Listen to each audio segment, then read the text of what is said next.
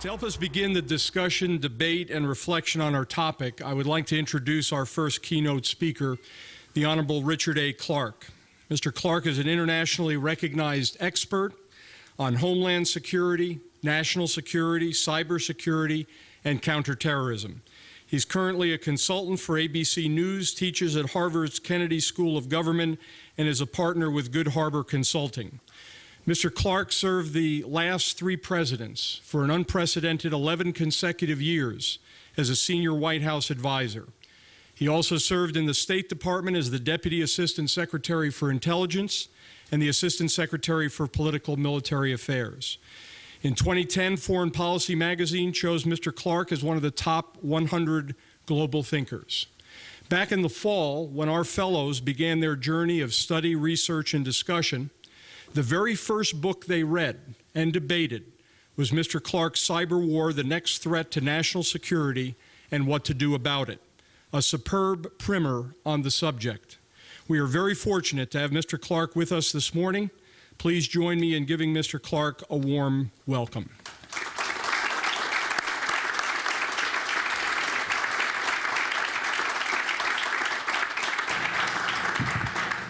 Yeah, good morning, and thank you. Thank you for that warm welcome. I'm probably the wrong guy to give a morning keynote, especially on a gray day, because I'm not a morning person at all. I operate in the fog until about 11 o'clock.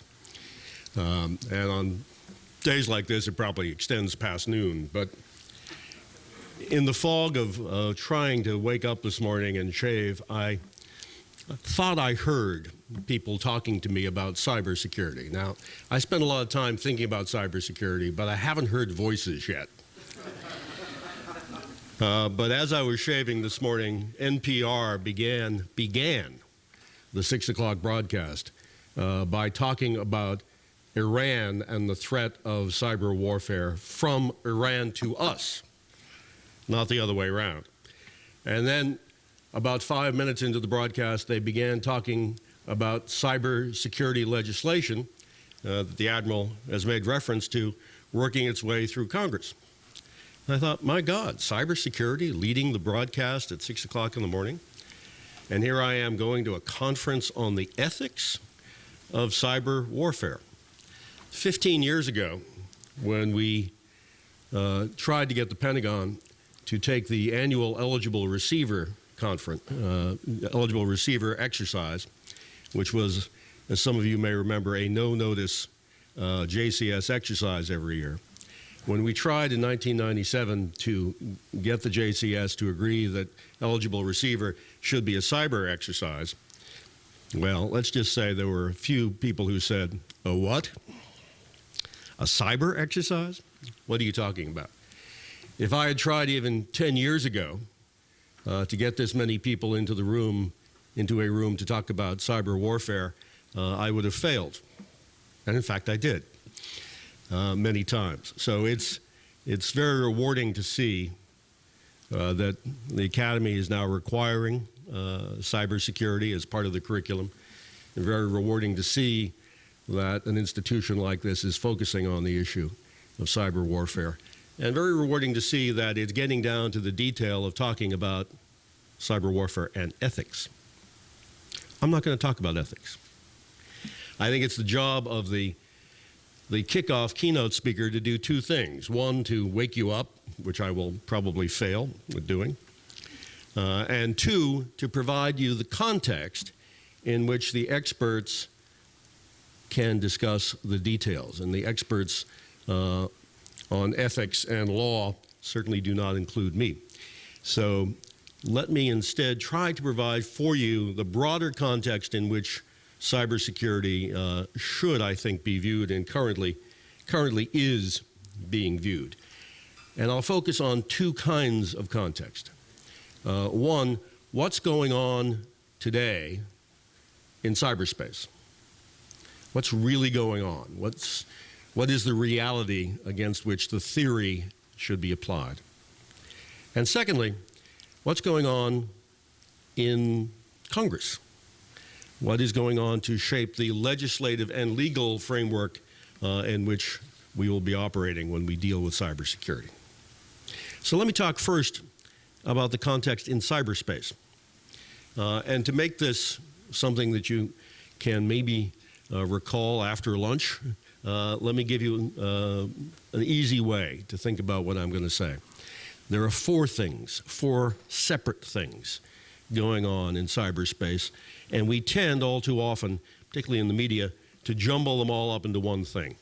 So remember them as four things, and remember that by using the word chew, C-H-E-W.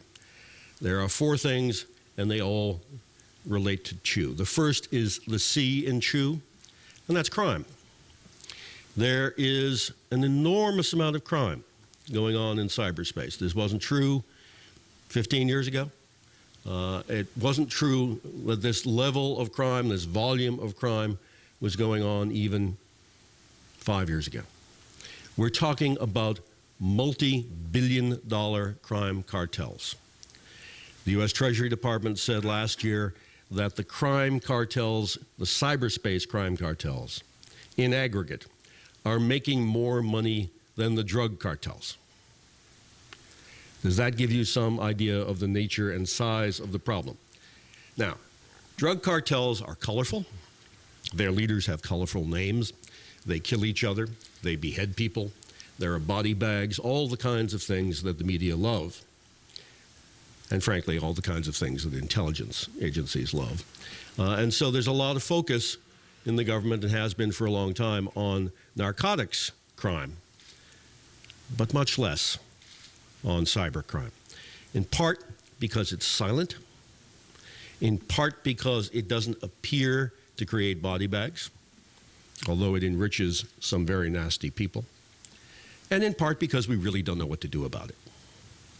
Cybercrime largely comes at us in the United States from cyber sanctuaries. Cyber sanctuaries in the former Soviet Union, cyber sanctuaries in places like China, where the governments are, if not complicit, at least willing to turn a blind eye.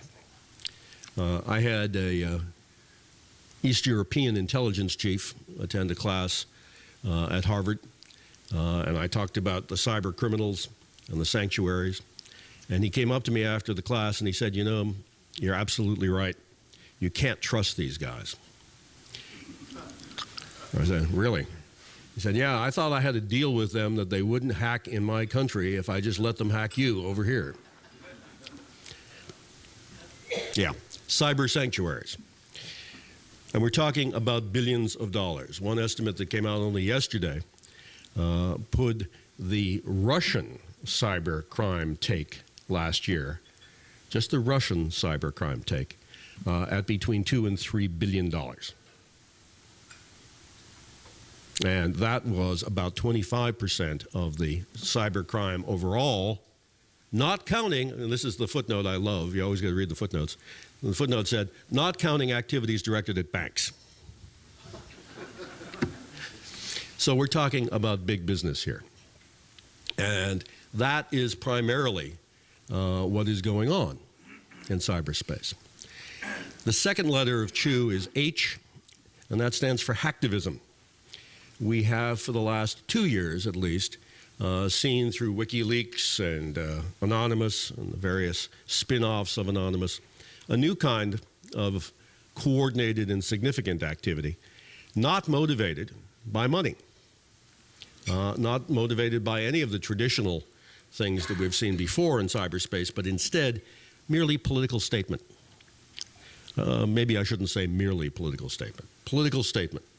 And that has resulted in, among other things, the leak of thousands of classified U.S. documents, which I know from personal experience has made it more difficult for U.S. diplomats to do the kinds of things that they need to do to protect American lives and to conduct the war on terrorism. Hacktivism continues today, although somewhat at a lower level, because it turned out the hacktivists weren't all that good, many of them. And the result of that was that they could be traced, and many of them have therefore been arrested. But hacktivism does continue. The third letter in CHU is E, and that's espionage. Industrial espionage, corporate espionage, espionage aimed at governments as well. But I think the chief problem here is not the espionage aimed at governments, but the espionage aimed at private corporations. There's a quote which is going around in Washington, and there are 3 or 4 people who claim to have originated it. I'm not one of them. And that quote is that cyber espionage represents the greatest transfer of knowledge and wealth in history. American companies, and companies in Europe and Asia, but mainly American companies, have spent billions of dollars, taxpayer dollars, stockholder dollars, on research and development, on development of manufacturing processes, things that are competitive, that make them successful as companies, the secret sauce of American companies, and U.S. national laboratories. And that information has already been exfiltrated by the terabyte and petabyte to China. The next statement is one that I made and has now been picked up by a lot of other people, but I'll stand behind this one. Every major company in the United States has already been penetrated and its secret sauce stolen. Every major company. Not an exaggeration. If you don't believe me, talk to the FBI. Sean Henry, the former head of cyber crime at the FBI, who's now left the FBI, said the same thing. Now that he's out, he can say it. It's great, by the way. For those of you who are still in the military or government, it is very liberating to leave it, let me tell you, because you no longer have to clear your remarks. Well, technically you do, but you don't really. And Sean Henry, having been out of the FBI now for a month, I think, testified yesterday, 2 days ago, before a congressional committee, and said the same thing. Every major company in the United States has been penetrated. And that doesn't just mean the Lockheed Martins, although that's one of them, or the Booz Allens, although that's one of them, in the intelligence and military business, but it also means financial institutions like Citibank. It means manufacturing companies that are in the chemical industry, petroleum industry. In addition to proprietary information, chemical formulas and engineering diagrams, it's also transactional information. What are the plans for new products? When are they coming out? How much are they going to charge? What are the customer lists? Everything that has any value to a competitor. And this is happening in companies that are spending millions of dollars, hundreds of millions of dollars on cybersecurity. And I thought that was an exaggeration. I talked to one company that is spending over $100 million a year on cybersecurity and was completely penetrated. Firewalls don't stop it. Antivirus doesn't stop it. Intrusion detection systems, intrusion prevention systems, personal authentication doesn't stop it. Certificates don't stop it. All of the first generation cybersecurity hardware and software fails before the kinds of advanced persistent threats that are being used to take this information.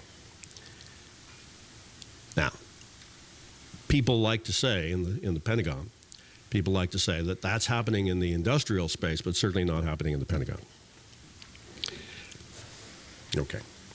For those of you who believe that, A, I have a bridge to sell you, and B, I have 2 words for you to Google: buckshot Yankee. I see blank stares generally. All right, so you'll have to Google it. But trust me, if you think that the classified networks can't be penetrated, that's not the case. The 4th letter in CHU is W, and that stands for Cyberwar, which is the focus of your discussion today. When my book Cyberwar was written 3 years ago and came out, there was a lot of skepticism.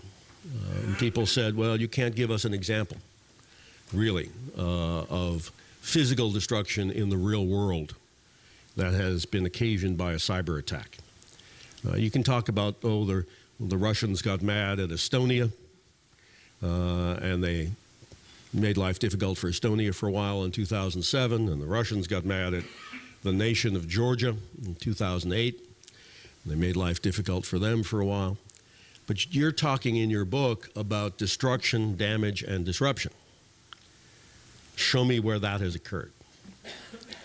Well, Natanz. That's where it's occurred. Natanz, the home of the Iranian nuclear enrichment processing, was attacked by a cyber war attack.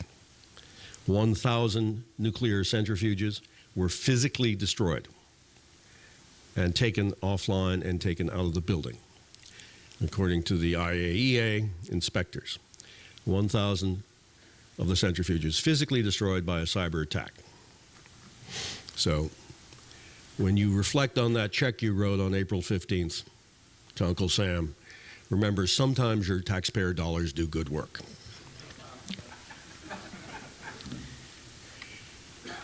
It is clear that you can take over digital control systems remotely. It is clear that you can cause them to do things that they should not do. Iran this week convened its Cyber Crisis Committee. At least that's what they said in their news announcement. So now we know Iran has a Cyber Crisis Committee. They did so because there was another attempt this week to take over digital control systems in Iran, this time to take over the digital control systems of Clarke Island and the offshore oil platforms. Wonder who could have done that. Warfare in cyberspace is not a myth. It is something that could happen. And people who doubt that should look at what about 24 militaries have done around the world. About 24 militaries have created offensive cyber commands. The United States is not the only one. We may have the largest. We may have had the first. But there are about 24 now offensive cyber commands. That is not because it's a myth. It's because a lot of countries have realized that it can, in fact, be done.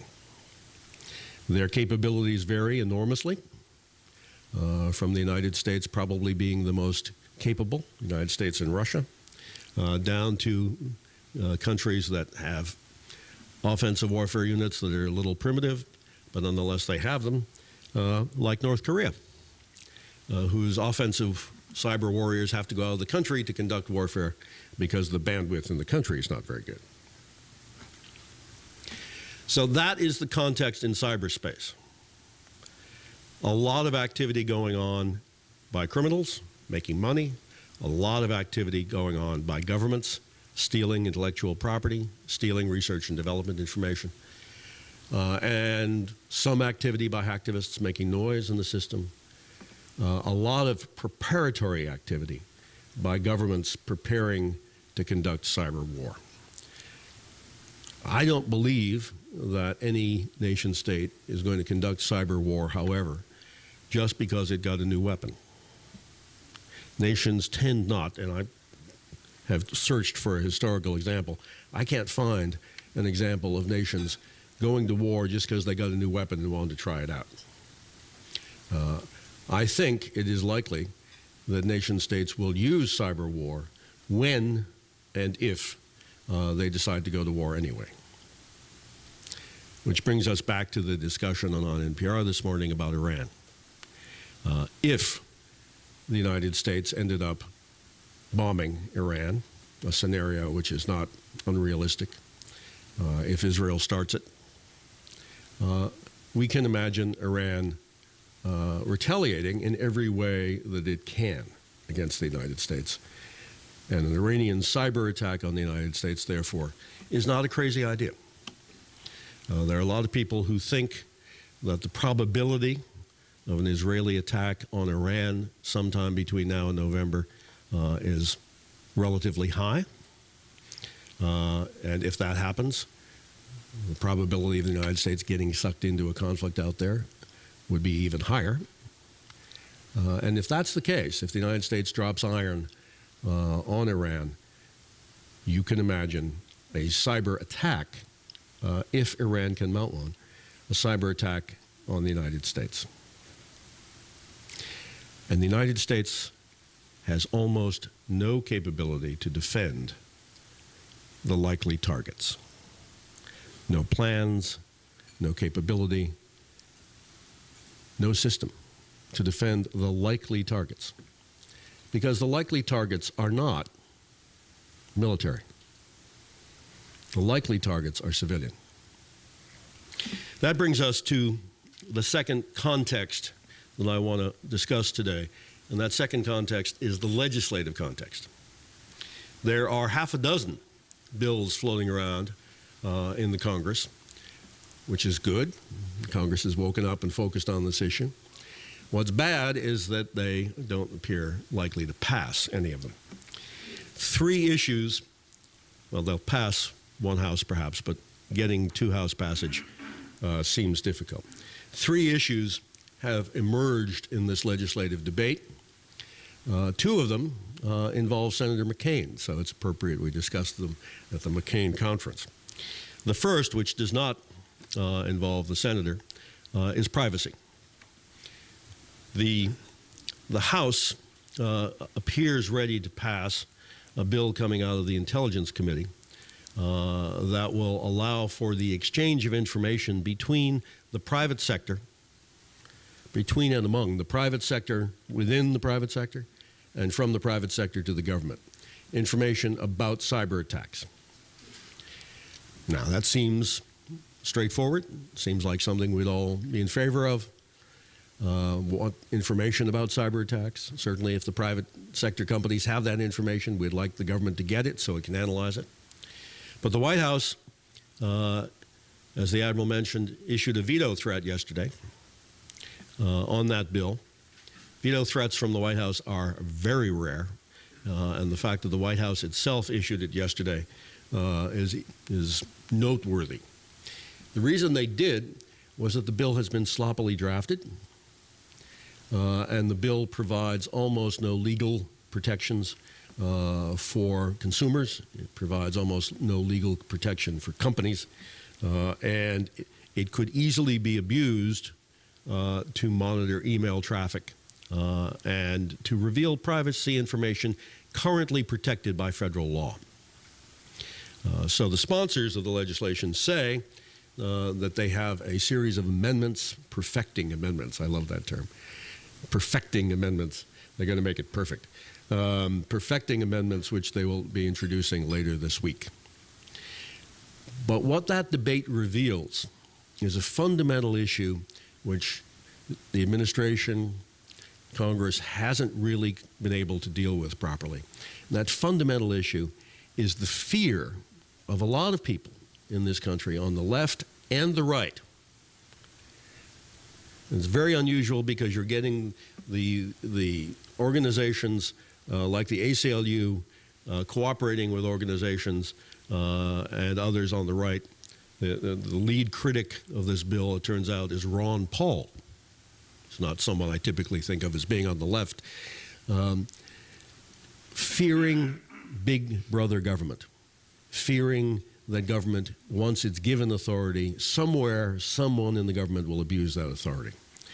And based on past practice, that's probably a legitimate fear. So what I hope is in their perfecting amendments, and what we certainly need, is to have a privacy and civil liberties oversight board that is robust, that is independent, that has subpoena authority and inspector general authority, that can look at the government's performance not only under the cyber legislation but across the board, and look to see that privacy rights and civil liberties are not being abused. Until and unless the significant community in this country that worries about privacy rights and civil liberties is comforted that the government isn't doing bad things, until and unless the right and the left on this issue believe that the government is not doing bad things with regard to snooping on them, we're not going to make progress on cybersecurity. Now, that may be illogical. It may be frustrating, but it's the truth. Until we make those people happy, we're not going to make the kinds of progress we need to make on cyber defense measures in this country. The second of the three issues with regard to the legislative context is regulation. And here Senator McCain does play a key role. Senator McCain is having an interesting fight with his friend Senator Lieberman. Normally those two guys line up together on every issue, but they're having a public squabble on the issue of cybersecurity and regulation. Senator Lieberman is the co-sponsor of a bipartisan bill. Senator Collins is the other sponsor of a bipartisan bill to improve cybersecurity on critical infrastructure. Critical infrastructure meaning the private sector industries, electric power, oil and gas, banking and finance, transportation. The private sector industries that would be the targets of cyber attacks. The Lieberman-Collins bill proposes something that Senator McCain thinks is regulation. And Senator McCain, joined by the Chamber of Commerce, oppose the bill because they oppose any new federal regulation almost whatsoever. There's some room for discussion, I think, about whether this is really regulation.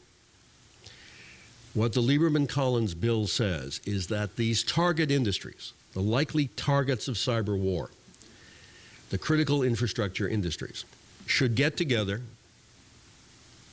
in their verticals, electric power, oil and gas, transportation, get together and with an antitrust waiver should be able together to create best practices for cybersecurity. The government would then comment on them. And those best practices would then go into effect. And all the companies in those verticals, those industries, would have to, every year, be audited by a third party to see if they were living up to the best practices or not. And if they weren't, and they're publicly traded companies, that information would have to be filed with the SEC. Now, the story ends there. It doesn't say the companies are going to be forced to do anything. They're not going to be forced under the legislation to live up to the best practices. They're not going to be fined if they don't. All that happens under this evil government regulation is that stockholders find out if their companies are living up to industry best practices. That's it. Now, if you think that's regulation, well, fine. I don't. And I don't think it's adequate. I don't think it begins to do what we need to do to force the industries on which we rely as a nation, our economy relies, and our defense systems rely, to have adequate protection against cyber attack. But there are those who think that's regulation. There are those who think federal regulation is ipso facto a bad idea, and therefore Senator McCain and many others in the Congress are opposing the Collins-Lieberman bill. The third issue that's emerged in the course of legislative review of all of these bills is the role of the military in domestic protection. It's not quite posse comitatus, but it smells like it. And here, too, Senator McCain has played a prominent role. The legislation proposed by Senator Lieberman, Senator Collins, put a lot of the mission of defending America's cyberspace inside the United States and working with those private sector companies, a lot of that mission in the hands of the Department of Homeland Security. What Senator McCain has said is the Department of Homeland Security can't even get aviation security right. And he's conjured up images of long lines at airports and people being felt up by TSA agents. And said, do you really want that department to be in charge of securing our networks? Well, you know, when you put it that way, it doesn't sound like a good idea. But the alternative, which he's promoting and others are promoting, is essentially to give to NSA and Cyber Command the role of defending the private sector in the United States. This strikes me, this whole debate about what NSA and Cyber Command should do on the one hand and what DHS should do on the other hand, strikes me as a completely artificial discussion. It's one government. And under the Economy Act and other provisions of law and executive order, departments and agencies can help each other. And they do all the time. If DHS is given the mission, because that will make it easier for private sector companies to deal with the government, and it will, trust me. There are a lot of companies that will not deal with NSA, rightly or wrongly. There are a lot of companies that, frankly, don't want to deal with the military, rightly or wrongly. Don't want them coming in and talking to them about their computers and their configuration of their networks. But there has been some building of trust with the Department of Homeland Security. Some people are able to separate in their minds the fact that Homeland Security does TSA, also does Customs and Immigration, and now does network defense. I would think that there's a model here, a model that reaches back to another alumnus of this institution, and that's Admiral Rickover. There was a time when the only place you could find expertise in nuclear reactors in the United States was in the military, and largely in the Navy. But we didn't decide that we were going to have all the nuclear reactors around the United States run by the Navy. What we decided to do instead was to dual hat Admiral Rickover, to give him a civilian job at the same time he had the job of NR. And a lot of the people who then went to work in the nuclear power plants around the country were people who had retired from the military, who had been trained in the Rickover program. I think that's the way we ought to think about this issue. It is true that most of the expertise in cybersecurity in the United States is resident in NSA and Cybercom, although there's a fair amount in the private sector. But in terms of dealing with the high-level threat that is breaking through all of the systems that we now have, the real expertise is in Maryland. Fine.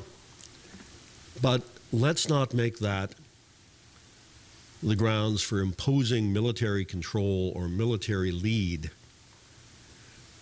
on defending America's private sector companies. Because, ladies and gentlemen, that won't wash. That will not go down. Just as privacy and civil liberties are a barrier, unless we deal with them properly, are a barrier to dealing successfully with cybersecurity, so too is imposing a military lead on defending the private sector and private companies. Let DHS be the happy face. Let DHS be the lead. And NSA and Cyber Command, under existing authorities, can provide them all the technical support they need. But if we continue this debate, if we continue this artificial distinction, the legislation won't move forward. We won't have new legislative authority to protect the likely targets of a cyber war. So what's interesting about those two examples of context, the cyberspace context and the legislative context, what I find interesting is You all are here today talking about ethics of cyber war, and largely that means, I think, looking at what you're going to talk about, the ethics of offense and the ethics of retaliation, which is kind of like offense. And yet, what I find the most important thing is defense. How do we defend this country? The primary job of government is to defend the nation. That's the first job of government. And as I said at the top, we do not have a plan today that you can take out and dust off to defend this country against major cyber attack. Luckily, I don't think major cyber attack's about to happen. But you never know. We do not have a plan today to defend this country against major cyber attack. We don't know who's in charge. We don't have the capability. We don't have the legal basis for doing it. And today we could not do it. That I find disturbing. That is where I think our intellectual energy, our lobbying our friends in Congress and in the administration should be focused. Because if countries like China can hack their way into every company in the United States, hack their way into the research and development arms of every major company in the United States, think what they could do if they wanted to the power grid, to the pipelines, to the railroads, to the aviation industry, and worse yet, to the banking and finance industry. What makes cyber war and cyberspace different than all of the other domains that the military thinks about is this involvement of the civilian private sector. Now you can say, well, in any war, civilian things are targeted. That's true. And you can say, in the past, we've had to deal with issues about targeting civilians. That's true. But this is true on a much different order of magnitude. And when I hear the military talk about cyberspace and say, it's a new domain that we have to dominate. You know, I'm struck by how organizations always see things from their own perspective and not from the larger context. And if you have a hammer, everything is a nail. This is not a domain that we have to dominate as the military. Don't think about it that way.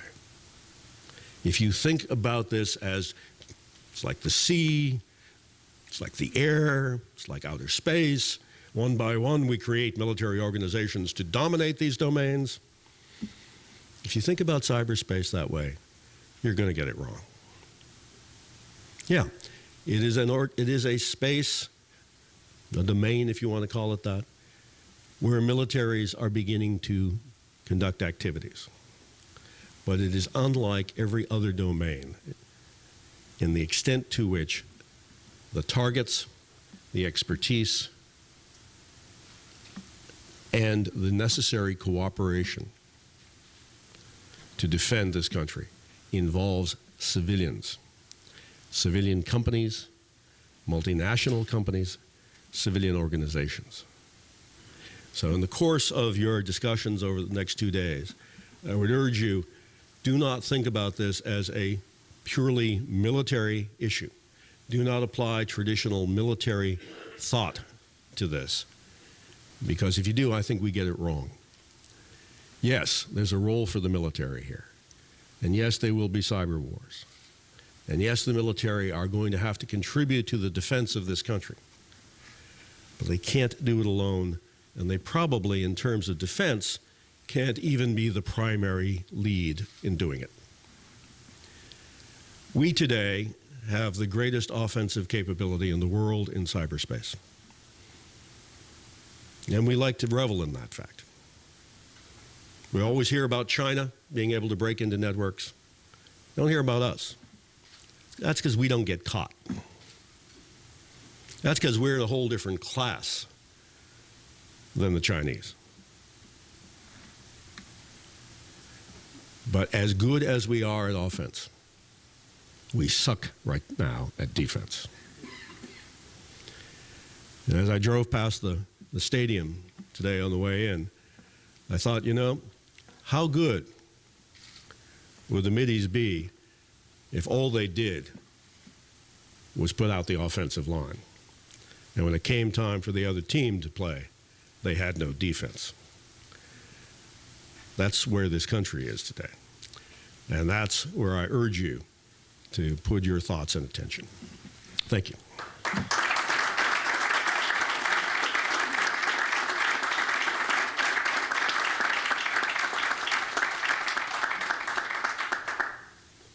Sir, would you be willing to take a couple of questions from the audience?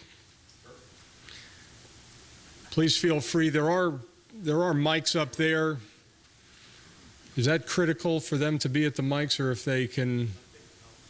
Okay. Well, then I'd ask you to go up there if you need to do that. George, go ahead. We'll have you start.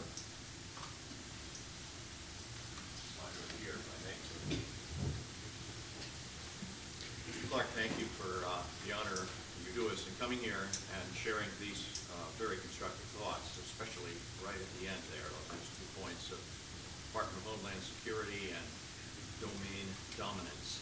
I have just 2 quick questions that probably will require somewhat lengthier answers than the questions required to ask. One is simply this. We touched briefly on ethics. Do you see any constructive role in light of the relentless attacks we're under, the hacktivism and crime and espionage? Do you see any constructive role that law and morality can play in trying to figure out how to behave in this new domain? And the second is rather a different one. What if we have another NATO Estonia attack like 2007 that you described so graphically in your book, but a larger scope, duration, and intensity? Should we this time come to their aid? Well, let me answer the second question about NATO, because that's a very quick answer, and that is that NATO has already said, North Atlantic Council has actually considered this issue, and NATO has already said that it will consider a cyber attack on any nation as triggering the NATO commitment. So in the future, if Estonia is attacked, since I think it's a member of NATO, if Estonia or any other NATO member is attacked, that they can invoke whatever it is, Article 3, Article 5, which I think has only ever been invoked on September 11th. I think that was the only time it's ever been invoked by anybody. The irony there was it was invoked in order to defend the United States, the only time in the decades of NATO history. In terms of the larger issue of is there a role for ethics and legal standards, I think there is a role for international arms control. And I went on in boring detail about that in one of the chapters in the book, so I won't try to repeat all of that. But there are those who say that you can't do arms control on cyber war because you can never verify it. And there are those who say you can't do cyber war arms control because it's too complicated. All sorts of negative initial thoughts about the concept of cyber war. And I'm old enough to have heard them all before about strategic nuclear weapons. When we started doing strategic nuclear weapon negotiations, people said the same thing. When we started doing conventional force negotiations in Europe, conventional force arms control, people said the same thing. When we started doing chemical warfare arms control and biological warfare arms control, people said the same thing. Too complicated, can't verify, blah, blah, blah. We got agreements on all of those things. We got SALT and START and CFE and the Chemical Weapons Convention and the Biological Weapons Convention. And I was involved in most of those, and it was hard. It took a long time. It took years and years. Created a little cottage industry because it took so long. The negotiations on the conventional forces in Europe took so long that by the time the agreement was reached, there weren't any because the Cold War had ended. But, you know, you got to start somewhere. And I really think that there are things you can do to make cyber war amenable to some aspects of arms control. I think you could create a Center for Risk Reduction, the way we created a Center for Risk Reduction for nuclear war, International Center for Exchanging Information in Real Time, for seeking assistance in real time. I think the attribution problem, which everybody talks about, and I know you're going to talk about, I think the attribution problem is vastly overrated. And I see some nods around the room, probably from people who have code word clearances and know that it is vastly overrated. So I think you could do it. I think you could do arms control. And I think, in fact, the legal community creating standards, international standards, in arms control is important. I think creating international standards in the World Trade Organization for industrial espionage would be extremely important. That obligations that the governments would take on to enforce activity from within their country. Because what you're going to hear is, oh, it's not us that's doing it. One of the companies that was hacked last year, the CEO went to China afterward and met with Chinese government officials. And they said to him, this is a quote, there are 530 million Chinese online. Why do you think the government hacked you? It could have been anyone from China. And he said, yeah, I know it could have been anyone, but I'll tell you specifically who it was. And he went on to describe an organization otherwise known as the People's Liberation Army. But I think having standards and obligations within the WTO framework that are explicit, because right now they're not on this issue, would be helpful. So I think there are at least two areas of international law in the WTO and in arms control where it would be helpful. Sir. Apropos of your comment about civil liberties and privacy, understanding your comments about there being politics to be overcome, if you strip away the politics of it, which I understand you can't, do you think there's a substantive conflict between those two that we're going to have to give up as a nation some degree of privacy and civil liberties in order to achieve the kind of robust cybersecurity posture that we would like? No. No, I don't. I think there are protections that can be built in. This is not about reading your email. And when we talk in the DIB pilot and elsewhere about scanning network traffic, what we're doing is looking at the packet level for signatures, known signatures,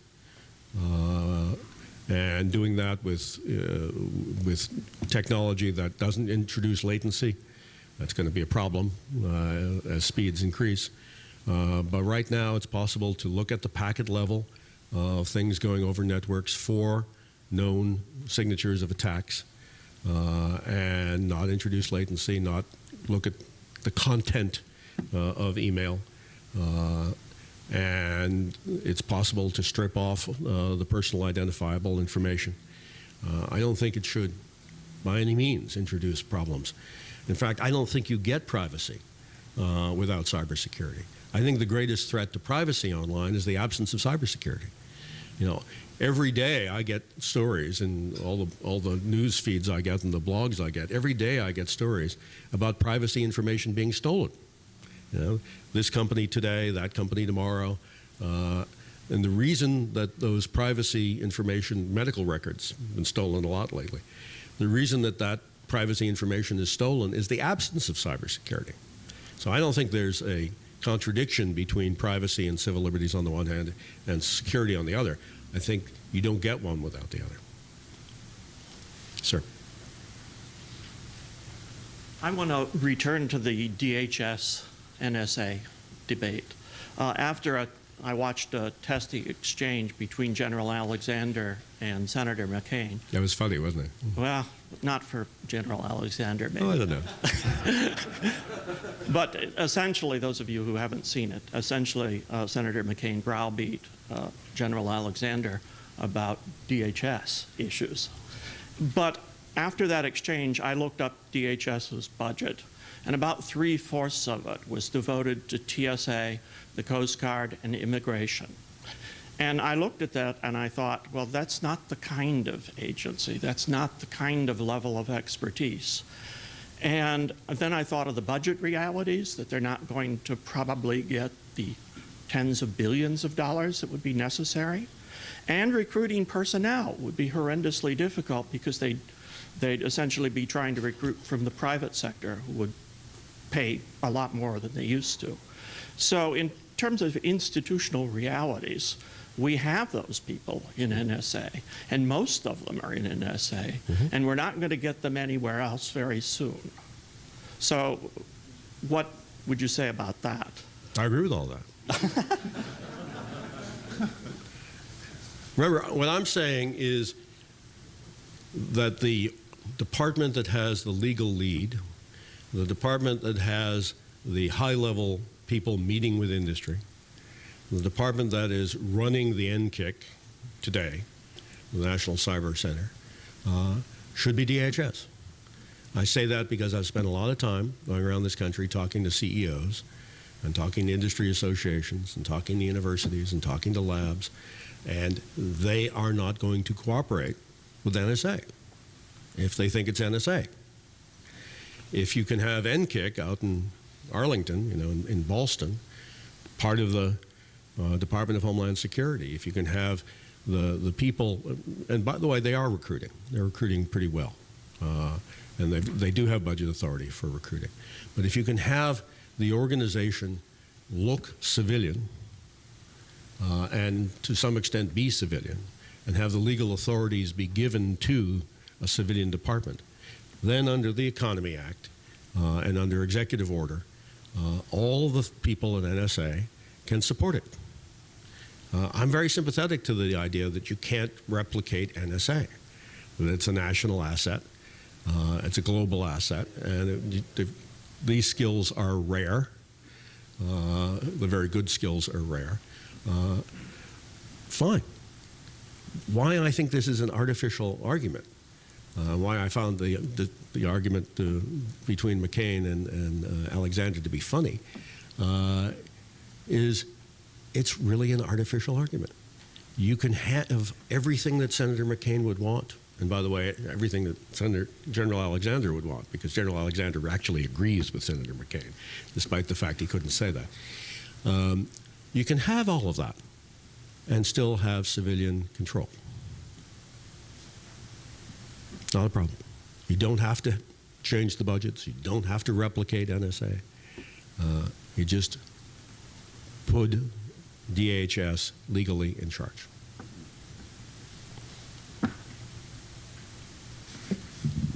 Thanks, Mr. Clarke, for coming. My name is Brian Galker. I'm actually an NSA employee, and I'll confirm what you said, that NSA and DHS collaborate in a tremendous amount of effort behind the scenes. It's not overtly there, but just to piggyback on exactly what you said, the authorities are there for NSA to do the technical support, and that does happen to a tremendous level behind the scenes without folks knowing about it. That's not what my question is about, though. Well, thank you for the corroboration. You had mentioned that you thought no one was in charge of cybersecurity. My question to you is, theoretically, the Obama administration put Howard Schmidt in charge of cybersecurity. I was wondering, I don't know if we're in a non-attribution mode or not here today, but I was wondering if you could comment on that position and his effectiveness, and if there's any hope for that model. Well, Howard, who was a dear friend of mine, Howard is not in charge of cybersecurity, and he wouldn't say he is. If you look at the executive orders that create his position, they tell you what he can't do. And as somebody who's spent over a decade in the White House being a coordinator, I know that departments and agencies of government are very insistent on telling you what you as a White House staff person can't do. You can't direct people. You don't have line authority. You don't have legal authority. The departments and agencies and the secretaries of the departments have the legal constituted authority. And therefore, what Howard is an advisor to the cabinet, to the president on cybersecurity. I've never really understood why people object to the White House having operational authority. Nobody seemed to object to John Brennan having operational authority going after bin Laden. But very, very frequently, when the White House takes authority away, leadership authority away from departments and agencies, you get all this ranting about how the White House shouldn't have operational authority, and the last time anybody did was Ollie North, and it all went to hell. And I was sitting, getting this complaint all the time. I was sitting in Ollie North's old office, so I was very sensitive to that criticism. But I took the plate off the fireplace once to see if there was any money left behind, but unfortunately there wasn't. Yes, sir. This will be the last question, and then we'll wrap up this segment. Jeff McCausland with the Army War College. Thank you for some terrific remarks. I liked your chew, but obviously those things overlap, and I want to press you a bit on one of them. It's a Venn diagram. Yeah. No, and that, of course, is the hackism and WikiLeaks. And we're about to have a trial. So somebody's actually going to be tried for a crime, which is good old Bradley Manning. So my question to you is, one is, are you convinced that this one single guy was responsible for all this, or will this trial perhaps reveal a broader effort, which included hackism on a larger scale, that actually then might bring more and more criminal charges? Good question. Yeah, no, Chew is actually a Venn diagram, but to demonstrate that, I would have to use PowerPoint, and that's against my principles. Or a grease pencil, but I don't have a window. I think the trial will show that Private Manning was alone in downloading all of that information. But what bothers me is, and he should be on trial, and he should go away forever. But what bothers me is he's the only one on trial, not because he's the only one that stole things, but because I think there was criminal negligence in the command. I do not believe that any military command these days could be as lax as that without some criminal negligence. They saw this guy coming in day after day with disks, and they saw him downloading things. And they took his excuse that he was downloading Lady Gaga music, or copying his Lady Gaga tapes for his friends. I'm led to believe that the command had a software license for a widely used program in the government and the military to notice insider anomalous activity, because there is a major threat from insider activity downloading information. And for years, software has been available in the government to notice that kind of activity, and that software would have picked up Manning's activity. I'm told, and I don't know if this is true from firsthand experience, but I'm told the command had the license for that software and had never installed it. I think we need to have standards of accountability in government, both civilian and military, on cybersecurity, such that when you are in command of an organization, civilian or military, and it doesn't have the essential minimum cyber defenses in place, you ought to be held liable. And when your negligence results in the compromise of thousands of classified documents and the burning of sources around the world, you ought to be held criminally accountable.